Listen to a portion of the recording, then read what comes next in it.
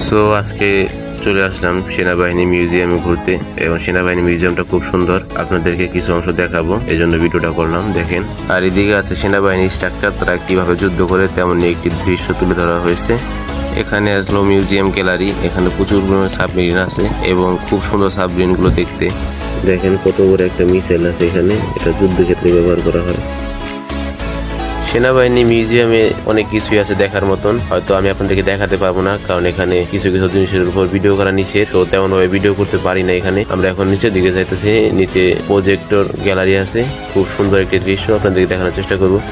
আমি যখন হাঁটতেছিলাম দেখেন এদিকে কৃত্রিম ভাবে প্রজেক্টর দিয়ে মনিটর তৈরি করা হয়েছে, আর ডান পাশে এগুলো ডলফিন মাছের আকৃতি দেওয়া হয়েছে। যখন হাঁটতেছিলাম আমার পায়ের নিচে একটি কাঁকড়া এসেছে হঠাৎ করে, আর আমাদের সামনে একজন দাঁড়িয়ে ছিল স্কাই ডাইভার, দেখতে হুবহু আসলে মনে হচ্ছিল কিন্তু নকল। আর এখানে যে সমুদ্রে একটা ঢেউ তৈরি করা হয়েছে, এটা সম্পূর্ণ প্রজেক্টর দিয়ে তৈরি করা হয়েছে। আমাদের নেক্সট ভিডিওটা সামনে দেখতে পারবেন ইনশাল্লাহ।